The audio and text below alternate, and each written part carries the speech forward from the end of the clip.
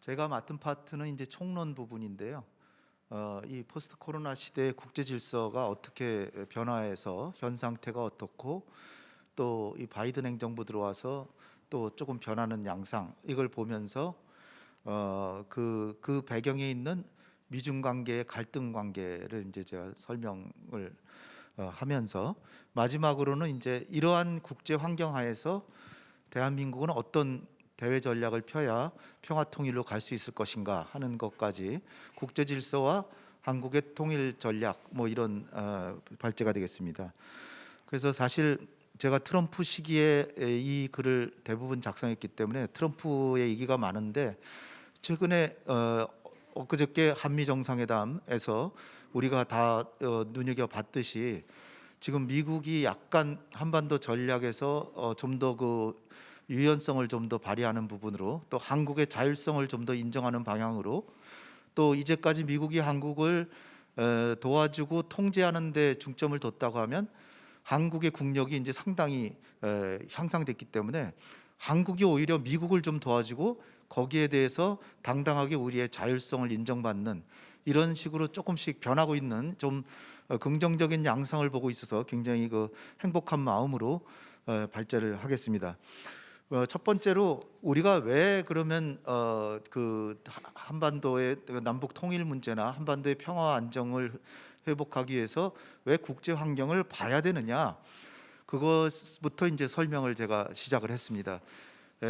구한말부터 시작해서 대부분의 주요한 한민족의 운명을 좌지우지한 일들이 다 압도적으로 국제 정치의 영향을 받아서 일어났다. 대원군이 쇄국 정책을 했지만 조선이 개항을 한 것 자체가 일본의 외압에 의해서 개항을 했고, 이모군란이나 갑신정변, 또 청일전쟁, 그리고 청일전쟁 이후에 랴오뚱 반도가 조처당할 것을 삼국 간섭을 통해서 러시아와 프랑스, 독일이 일본에게 랴오뚱 반도를 조처하지 마라라고 압박을 해서 일본이 조처하지 못하게 됐다는 거. 이것의 의미는, 만약에 그때 삼국 간섭이 없었다면 일본이 랴오뚱 반도를 조처하고 대만과 뭐 지금 오늘날 그 센카쿠 열도 그거 다 차지하고 일본과 랴오뚱 반도 사이에 있는 조선은, 대한제국은 그야말로 1910년이 아니라 1900년경에 아마 일본에 합병당했을 것이라는 것입니다. 그나마 러시아가 삼국 간섭을 해서 이 조선이 좀 더 한 10여 년 정도는 더 독립을 유지했다. 저는 그렇게 보고 있습니다. 물론 역사가 가정이라는 게 좀 우스꽝스럽지만, 그래서 이제 러시아가 영향력이 세져서 랴오뚱 반도를 결국 조치하지 못해서 조선은 독립을 유지했고 대한제국을 선언했지만, 결국은 힘이 강성해진 러시아하고 일본이 한판 승부를 했고 그래서 러일 전쟁에서 미국은 일본의 전쟁 비용을 거의 절반을 대줄 정도로 일본 편에 섰고, 영국도 마찬가지고, 그래서 러시아가 또 졌죠. 그 결과로 대한제국은 일본에 병합당한 것입니다. 그러니까 우리 조선의 능력과 조선의 대외 정책이 아니라 국제 정치의 영향에 의해서 우리 민족의 운명이 일본에 병합당했다는 거, 이것만 보더라도 얼마나 국제 환경이 중요하냐. 또 8.15 해방도 우리가 조상들이 독립운동 열심히 하셨지만 결국은 미국과 일본 간의 전쟁에서 히로시마 나가사키의 원폭 투하, 여기에 일본이 항복함으로써 우리가 부랴부랴 졸시에 광복이 됐기 때문에 우리가 손쓸 틈이 없었고, 분단 역시 마찬가지고, 분자는 사실 미국 국방성에서 대령 두 사람이 결정한 것이고요. 6.25 전쟁 역시 중국이 공산화됨으로 인해서 김일성이 중국과 소련의 지원을 받아서 내려온 것이 6.25다.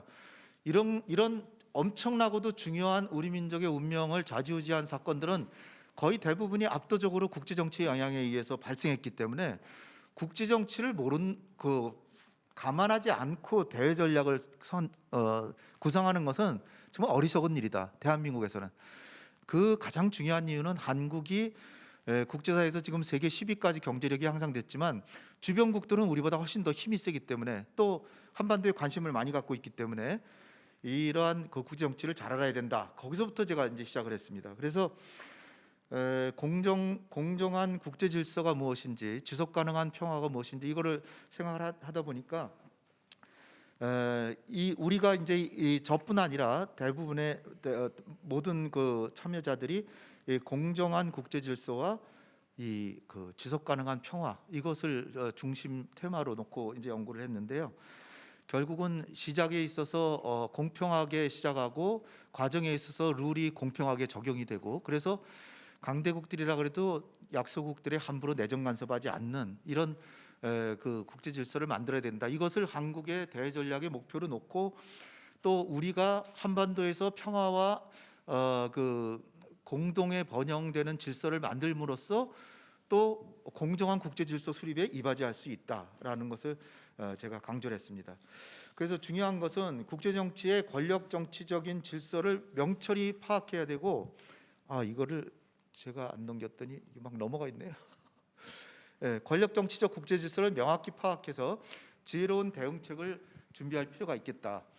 그러니까 분석은 권력 정치적으로 분석을 하고, 그러나 우리의 뜨거운 가슴과 평화 통일을 향한 의지 이런 것들을 잘 생각하면서 지혜를 발휘해서 평화 통일로 가야 된다는 것이죠.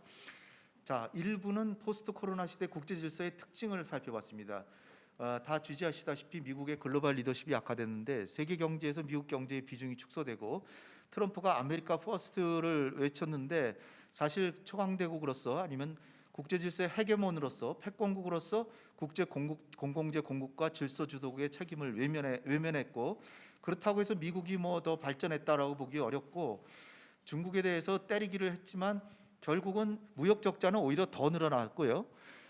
중국 때리기는 사실상 그 자기 재선을 위해서 파퓰리즘적인 측면에서 외교 정책을 했다라고 볼 수 있습니다. 또 김정은을 3번이나 만나주고 했지만 약속은 해놓고 약속은 안 지키고 했기 때문에 오히려 북핵 문제가 오히려 더 수렁에 빠졌는데, 이거 역시 김정은과의 만남이 재선용으로 만난 것이지 한반도의 비핵화가 주목적이 아니었다는 것이 가장 그 배경에 깔려 있지 않나 이렇게 생각이 됩니다. 중국으로서는 이제 자금력과 시장을 활용해서 원벨트 원로드 1대1로 정책을 통해서 여기에 이제 대응하고 있다는 것이고요.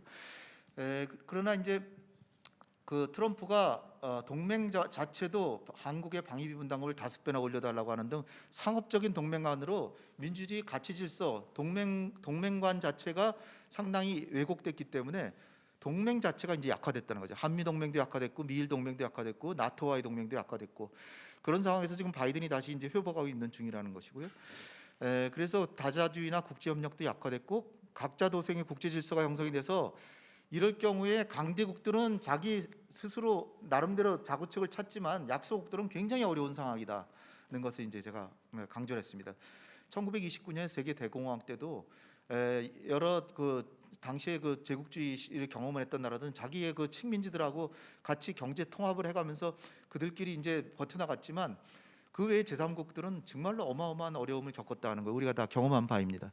한미 동맹과 한일 관계 조정인데, 이거 뭐 자세히 설명하면 시간이 많이 걸리니까 간략히 말씀드리면, 65년에 한일 관계 정상화를 했지만 일본은 한반도 문제에서 북핵 문제 해결을 경시하고 자기들의 납치자 문제만 중시하고 이렇게 했는데, 사실은 뭐 수십만 명의 난징에서 대학살을 하고 징용병을 끌고 가고 위안부 문제에 엄청난 문제를 일으키고 이렇게 박해를 해놓고 자기네들 10여 명의 납치자 가지고 지금까지 자기들이 마치 피해인 양, 마치 히로시마의 원폭을 받아서 자기네들이 전쟁의 피해자인 것처럼 그런 그 행동을 하는 것처럼 진정으로 동북아의 평화를 위해서 북핵 문제 해결은 경시하고 있다는 거죠. 이명박 대통령이 국내 정치적인 요인으로 독도를 방문해서, 이명박 대통령이 사실은 제일 친일적인 대통령이었는데 그때부터 한일 관계가 심각하게 악화가 됐다는 거. 사드를 결국 그 황교안 권한대행 때 배치를 했는데, 이 배치를 해서 결국은 중국이 한국에 대해서 자기의 안보를 위협했다고 해서 보복을 가하는데, 정작 그거를 배치하라고 종용했던 미국은 구경만 하고 오히려 즐겼다는 것이죠. 지금 이것이 역사의 큰 교훈입니다. 지금도 우리 한미 정상회담에서 제가 한마디 여기 논문과 관계없이 말씀드린다면, 이번 한미 정상회담에서 가장 큰 성과라고 본다면은 우리 국내에서 상당한 보수 언론들이 우리가 쿼드에 가입하지 않으면 한국은 국제 공급망에서 배척당하고 미국으로부터 차별당해서 국제사회의 도토리가 될 것이다, 이렇게까지 얘기를 했는데, 쿼드에 전혀 가입하지 않고도 우리가 국제 공급망에서 미국과 손을 잡고 나아가고 오히려 우리가 미국을 도와주면서 대북 정책에서도 자율성을 확보했다는 거죠. 이게 그렇다면 그분들은 도대체 뭘 보고 쿼드에 가입 안 하면 나라가 망한다는 식으로 지금까지 얘기했는지 저는 아직까지도 그분들이 지금도 반성을 안 하시는지 좀 궁금합니다. 제가 좀 약간 극단적으로 말씀드렸다면 좀 죄송하지만 제가 이제 시간이 없기 때문에 단적으로 그렇게 말씀을 드렸습니다. 그래서 지금 한미 관계에 있어서는 바이든 행정부는 이제 대중 견제망에 사실 가담해라고 여러모로 요청은 하고 있습니다만은 쿼드에 가입하라고는 요청하지 않고 있습니다. 그거는 이제 미국의 블링컨 국무장관도 얘기를 했죠. 우리는 쿼드는 사자라는 뜻인데 사자를 늘리면 이름을 바꿔야 되는데 이름 바꿀 생각 없다는 거예요. 그러니까 한국을 가입시키려고는 요청조차 안 했는데 왜 가입 안 하냐고 국내에서 오히려 더 그러는 건 좀 어불성설이라는 것이죠. 그런 상황에서 우리가 지금의 기조를 잘 살려서 오히려 세계 평화와 공동 번영을 위해서 우리는 나아간다. 그래서 이번에 한미 정상회담 공동 성명을 보면은 오히려 쿼드 등 포용성과 투명성, 개방성 이런 것을 존중하는 그 협력을 한다. 뭐 이런 식으로 돼 있어요. 그 얘기는 결국은 중국을 배척하는 기구에는 우리는 들어가지 않겠다는 것을 미국이 인정했다는 것으로 저는 파악하고 있는 것입니다. 바이든이 와서 조금 이제 달라져서 지금 제가 조금 말씀드렸듯이 다자주의를 중심하고 동맹을 강화하고 이번 한미 정상회담에서도 우리의 입장을 상당히 좀 존중하는 듯한 모습을 했는데 그 이면에는 사실 기업들이 44조라고 하는 엄청난 투자를 감행했던 것이 사실 배경에 깔려 있지만 이것이 바로 우리의 국력이 아닌가 이렇게 생각이 되고요. 그런 국력을 가진 우리는 너무 미국 편에 그냥 완전히 편입된다고 하는 것은 좀 단견이다 이렇게 보고 여기 이제 세 번째 보면 바이든이 중산층 외교를 명분으로 한다는데 이게 뭐 사실상 말이 다른 것이지 아메리카 퍼스트 즉 미국 국민을 위해서 외교를 한다 이런 얘기나 마찬가지라고 이제 여겨집니다. 미중 관계 변천을 보면 72년에 닉슨이 모택동하고 화해를 해가지고 미국과 중국이 소련을 견제하는 연합을 형성하다가 소련이 해체되니까 이제 주적이 없어지니까 미국이 다시 국제 질서를 독주를 하다 보니까 중국으로서는 이거 안 되겠다. 그래서 러시아하고 그간의 견원지간이었던 러시아하고 손을 잡고 1996년부터 손을 잡았고 2008년 베이징 올림픽이 성공하니까 중국이 이제 신형 대국 관계 같은 좀 더 자기의 주장을 더 확실히 하는 그런 정책으로 나가기 시작했는데 트럼프에 와서는 말씀드렸다시피 자기 재선을 위해서 중국을 때리기 시작했고 쿼드를 결성하고 관세를 매기고 동남중국해 영유권 움직임을 저지하고 인권 문제 개입하고 했는데 지금은 바이든 정부는 오히려 더 강력하게 저걸 수행하고 있죠. 중국은 러시아하고 제휴하고 A2AD 전략, A2AD 전략은 미국에서는 상당히 공세적이라고 그러는데 A2AD가 뭡니까? 미국의 구축함이나 함대가 중국 연안에 어슬렁거리는 것을 차단하기 위한 정책이에요. 그러니까 굉장히 수비적인 정책인데 여러분들이 미국의 문서들을 보면 굉장히 공격적인 정책을 피는 것처럼 많이 보셨을 거예요. 미국이 중국이 공격적으로 나온다고 생각하면 중국의 함대가 파나마 해협을 들락날락하고 쿠바하고 그 군사 협력을 강화하고 뭐 중남미에 막 그 군사 동맹을 맺고 그러면 미국이 경계를 해야 되는데 자기네들이 중국을 선악에 넣는데 선악이가 조금 약해졌다라고 엄청난 도전이다. 이거는 사실 미국이 좀 과도하다 이렇게 생각이 된다는 거죠. 그런 상황에서 바이든의 대중 정책은 중층적 C3C인데 이게 대결과 경쟁과 협력 세 C를 다 하고 있기 때문에 미국도 중국하고 대결만 하는 게 아니고 경쟁만 하는 게 아니고 협력하는 분야도 있다는 거죠. 기후나 전염병이나 WMD나 북핵 문제는 협력을 하는데 우리가 미국 편에 그냥 올인한다. 어리석다는 거죠. 미국조차도 중국하고 저렇게 협력하는 부분이 있는데 그러니까 우리가 부분별로 협력하고 경쟁하고 대립하고 중국하고 해야 되지 않을까 이렇게 생각이 되는 거고요. 그래서 향후에는 결국 기술, 금융, 이런 그 정치 체제 이런 게 미중 전략적 경쟁의 향배를 가름할 것이라고 이제 보고요. 자 이제 마지막 절입니다. 국제 질서와 남북 관계의 상황성인데 처음에 말씀드렸다시피 우리가 주변 강대국들이 한반도의 문제에 이해가 관심이 크기 때문에 한국이 한반도 문제를 주도하기에는 어렵기 때문에 더군다나 북한이 핵을 개발해서 사실은 한반도 문제가 남북한의 문제여야 되는데 이 국제 문제화된 게 북한이 핵을 개발함으로써 더 촉구가 됐다는 거죠. 이게 왜냐하면은 핵 문제라고 하는 거는 초강대국들이 또 강대국들이 다 핵 보유국들이 자기들이 과점하고 있는 핵무기를 다른 나라들이 다 가져버리면 국제사회에서 과점을 못 하잖아요. 그러니까 중국 역시 아무리 자기하고 친구라고 하지만 친구라도 이웃 나라 친구가 핵을 가지는 건 아무도 원치 않습니다. 따라서 중국조차도 한반도 문제에 좀 더 적극적으로 개입하고 미국도 북한 문제를 소홀히 하기 어려운 그런 상황을 북한이 만들었다는 것이죠. 그런데 이제 핵 문제가 북한은 확실한 체제 보장과 경제 보상만 해주면 포기하겠다라고 하는데, 요는 미국이 북핵 포기를 첫 번째 동아시아 정책의 제1번 과제로 생각하지 않고 중국 때리기를 일본에 내세우고 동아시아에서 자기의 영향력 유지하는 것을 2번, 3번이나 4번에 가서야 북핵 문제 해결 이렇게 놓고 있으니까 북핵 문제를 해결하다 보면 1, 2번 자기의 목표가 훼손이 되니까 오히려 북핵 문제 해결은 사실상 소홀히 하고 있어 왔다.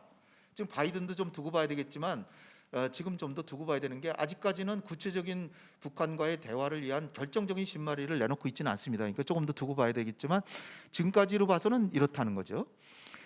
그래서 또 하나는 이제 미중 갈등이 해소가 되고 미중이 협력적 국면으로 가야 북핵 문제 해결이 쉬운데 미중 갈등이 계속될 가능성이 매우 크기 때문에 북핵 문제 해결이 그만큼 더 어렵다.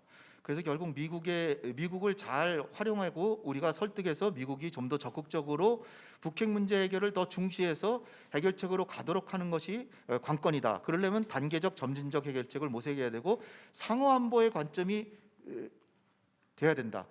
사실 미국의 경제력이 북한의 600배고 그다음에 그 군사력으로 봐도 핵무기도 300배 이상의 핵무기를 갖고 있습니다. 그다음에 투발 수단은 뭐 압도적으로 우세하고요. 그러니까 북한이 핵을 개발한 것은 한반도에서 자기 체제 유지하기 위해서 한 것이지 미국을 공격하기 위해서 했다? 이건 정말 과대망상이 아닌가 저는 이렇게 보고요. 그에 따라서 미국이 맘만 먹으면 얼마든지 해결할 수 있다. 이렇게 보고 남북 관계에 있어서는 남북 간간 소모적 대립하는 것은 그야말로 방일 주쟁에 불과하고 우리 역시 1970년에 남북한 그 경제력이 같았는데 지금 50배 이상이 됐기 때문에 우리가 자신감을 가지고 대북 정책을 하고 그러기 위해서는 국민이 성원하고 정부의 의지가 있어야 되고 주변 강국들의 지지를 얻는 방안이 필요하다. 마지막으로 이제 통일만 돼서 되는 게 아니라 통일이 돼서 박근혜 대통령이 대박 통일 얘기하셨는데 사실 박근혜 대통령처럼 그렇게 대북 강경책을 하다가 통일이 되면 그야말로 대박이 아니라 쪽박입니다. 엄청난 통일 비용이 들기 때문에 이명박 정부 때 계산한 바에 의하면은 그렇게 급변 사태를 통해서 북한이 무너져서 통일이 되면 30년 동안 2,500조 원을 우리가 지원을 해야 돼요. 그러니까 매년 한 100조를 지원해야 되는데 감당할 수가 없습니다. 그래서 결국은 대박이 되는 통일을 하기 위해서는 남북 경협을 하고 남북 경제 공동체를 만들어서 북한의 경제 주민 소득이 좀 상당히 올라가는 수준에서 평화 통일로 가야 된다라는 것을 결론으로 제시했습니다. 감사합니다.